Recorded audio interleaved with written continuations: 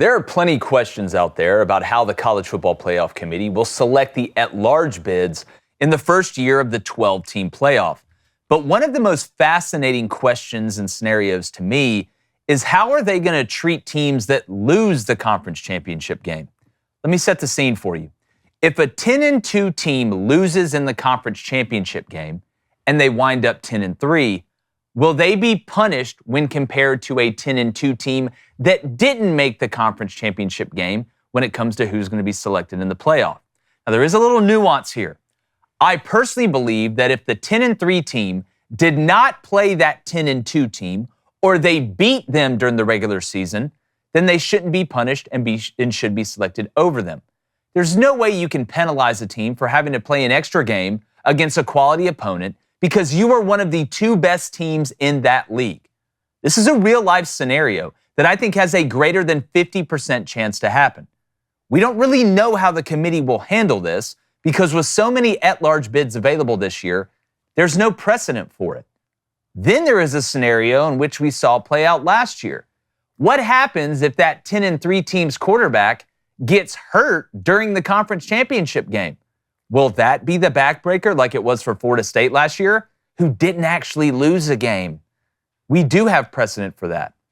Either way, there are even more crazy scenarios out there that are going to make this selection process absolutely nuts. And I, for one, am here for it. And we want to know what you think. Go ahead and bring in former Michigan quarterback David Cone. And it's Friday. Hey, come on, man! So my brother becomes a dragon. Play it. This is flaming Flacco! I need a win, damn it! He is dragon. David, we're so hot. Can you right put now. the ball in the air? Can you put the ball in the air? For those who don't know, if you're joining us for the first time, on Fridays, my brother identifies as a dragon, so we cannot use his government name. We can call him Flaming Dragon. We can call him Flaming, Flamer, a bunch of different types. Mr. Flamer. Don't call me. Professor Flamer. Yes. There's a couple there. Professor Flamer. Yeah. We just love gambling, and this is our game. Yeah, there it is. David, what do you think in the scenario I laid out? And we want to know what you think out there in the chat. Make sure you hit that subscribe button. We're going to have calls open up at 2:45, and we want to know from y'all. So again, both teams, you have two 10-2 teams.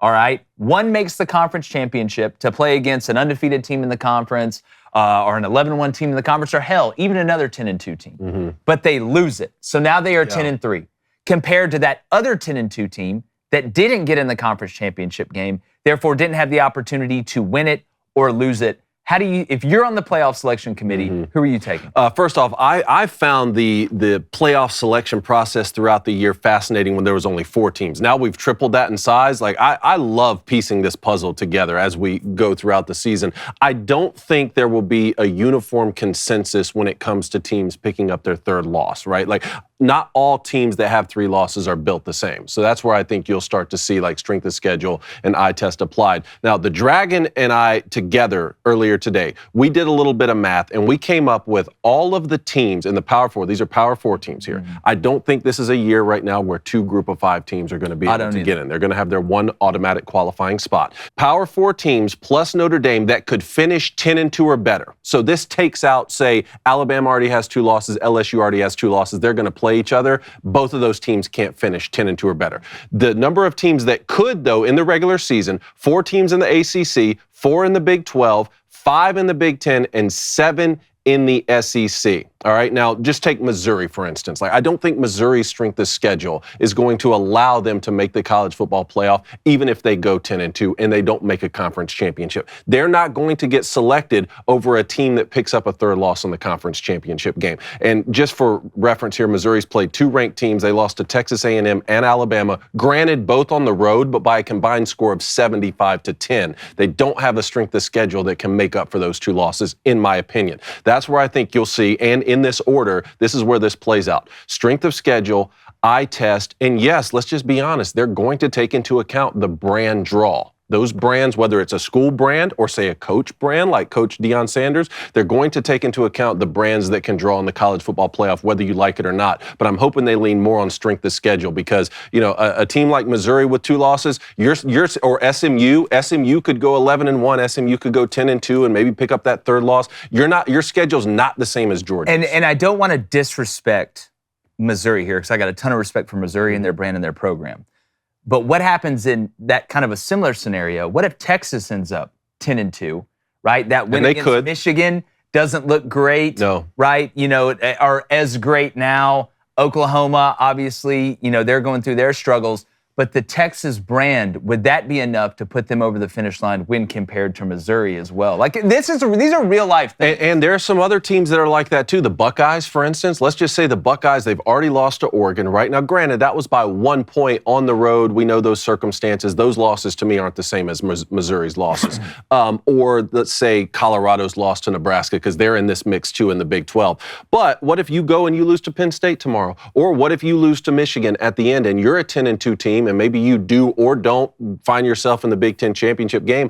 Their out-of-conference strength of schedule really doesn't help them make up. So, yes, you're having to rely on the brand at that point, which is frustrating, especially for programs like a Missouri or, say, an SMU. But I think for some of those, like Pitt doesn't have the same thing. If Pitt goes on the road and loses to SMU tomorrow but beats Clemson in a few weeks, Pitt's schedule's not the same as SMU. Now, granted, that maybe and then Pitt would actually get in the ACC championship because they'd have the tiebreaker over. Work out like that. Yes. Flaming, what do you think? Where are you at this? Because there are. I think the playoff committee's screwed.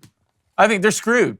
I mean, what'd you say, 20 teams, Dave? Oh, yeah. Sorry, I didn't give the final total. So that's 20 plus Notre Dame, because they only have one loss. That's 21 teams. I should have given the final total there, which means all those 21 aren't going to finish 10-2 or better. But that basically means that number needs to half itself by the time we get to And Billy Lucci, when he came on early in the week, brought up a great point. He's like, I'm sitting here looking at it. Do you know how many teams could end up going actually 10-2 at the end of this? Ridiculous. It's because remember, there's the 5 automatic bids, right, that you get, right? The top 4, which are most likely going to be the Power 4, and then the group of 5 team that's going to get in, whoever, the 5th highest conference, whatever. So, you don't have to be a genius mathematician to realize if there's 12 teams that can be taken, if 5 are already spoken for, there's 7 spots. Right, and that includes Notre Dame, who you mentioned, has that win over Texas A&M, which looks phenomenal now and probably negates the loss to Northern Illinois. One more loss, I don't think Notre Dame's going to get in, and I think Army beats them. But Flaming, I want to put the quarterback hurt scenario at you.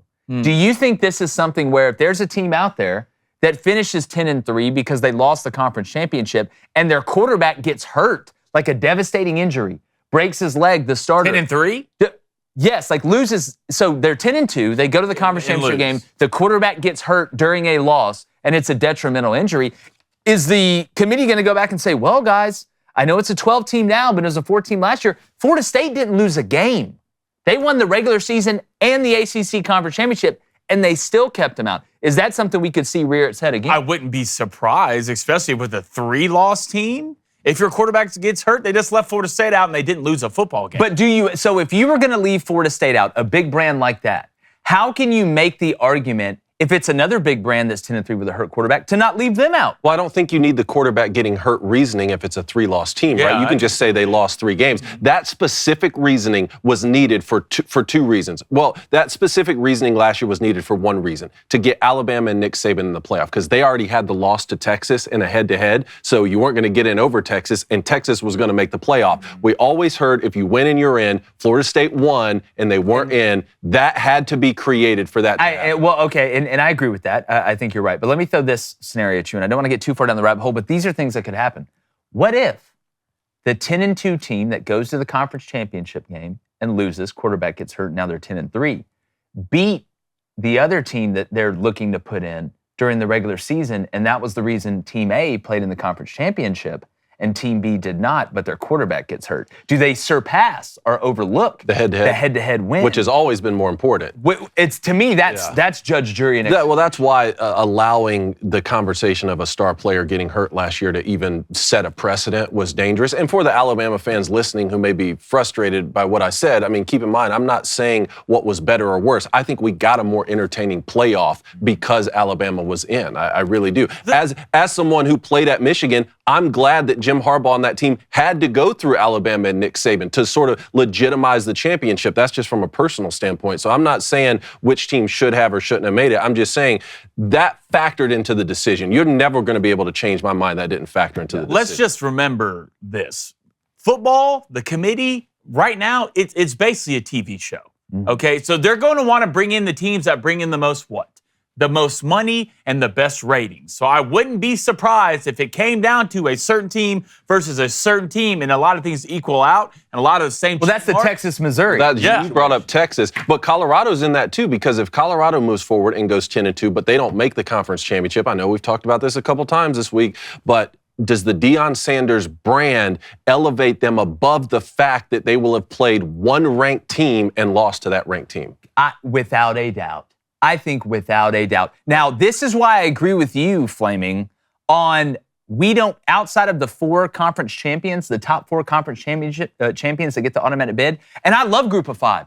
I coached in Group of 5, but I don't think you should automatically get representation. I don't think so either. Because you're a Group of 5, and I think this could alleviate some of that. Now, if there's a Group of 5 team out there, like a Boise State that goes 11-1, and you got Ashton Genty, and your only loss was to number 1 Oregon, well, hell, that's cachet right there. That's going to get you in the door at a lot of places. But I think having an automatic spot for the Group of 5, this is where that kind of can curtail a little bit of maybe not getting the best teams in there. Because I don't see on one hand how you can argue that, well, Florida State should not have made the playoff last year because of what happened at the quarterback situation. I agree, they'd have probably got bum rushed in the game. But then you can't, on the other hand, say, but we definitely need to make sure we have at least one Group of 5 spot for somebody. I don't think you can believe those two things. I'm not with participation trophies. I'm just not. You're going to have to schedule it in a way to where you're going to have to prove it to me. You're going to have to play a couple teams on that schedule that if you beat them, okay, now I believe you can go into the playoff. Not only can compete, but actually win a football game. In Boise State, you look at that schedule right now, I mean, you did play Oregon to the wire. You did. To the wire. A couple special teams play, you probably win that game. I know the rest of their schedule is not great, but I mean, Army, you'll have Notre Dame on the schedule. So there are certain teams on schedules where you can prove it, but I'm not going to give you a trophy for showing up. And that's why I was fine that Cincinnati got in the playoff that one year, because they did beat Notre Dame. They won some of those games. They went undefeated, and the eye test, when you watched them, it kind of proved it. There was no better fourth that year. There was no better fourth. There was no better fourth. I'm going to ask you guys this, and we talked about this earlier, but if Oregon wins out, all right, and Georgia wins out, okay, including the conference, do you think Oregon remains the number 1 ranked team? Yes. Going in, or you think Georgia surpassed? So Georgia would beat 5+ ranked teams, and Oregon would only beat 2 top 20 teams, and both those teams would be Ohio State. Well, look at Boise State. Like, what if there's a lot of ways to curtail and say, yes, well, Georgia's schedule was tougher. Nobody's going to argue that, right? But if Oregon goes undefeated during the regular season and then wins the Big Ten championship game, regardless of whether that's against Penn State, who, if that's the case for Penn State could possibly be undefeated when they played Oregon, or they beat Ohio State twice, then you beat Boise State, who's the Group of 5 rep,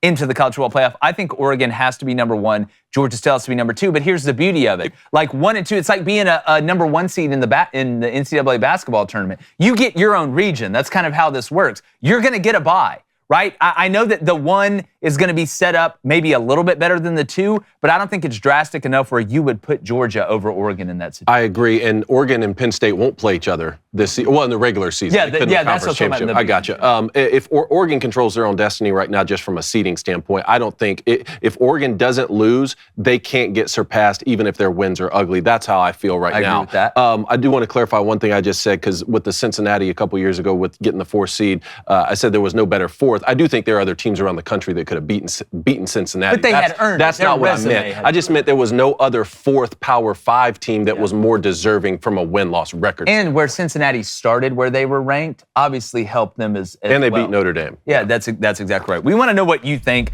Hello there, viewer. Thanks for your time. Please hit that subscribe button. We'd really, really appreciate it. You guys are the best.